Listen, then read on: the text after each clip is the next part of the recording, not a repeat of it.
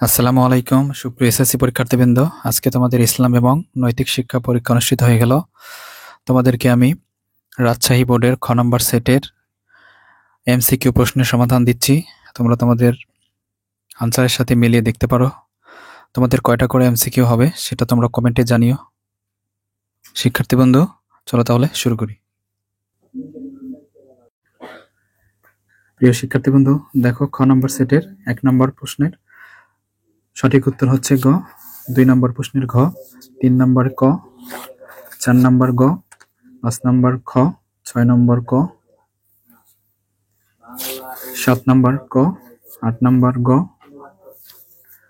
9 নম্বর ক, 10 নম্বর ঘ, 11 নম্বর খ, 12 নম্বর খ, 13 নম্বর গ,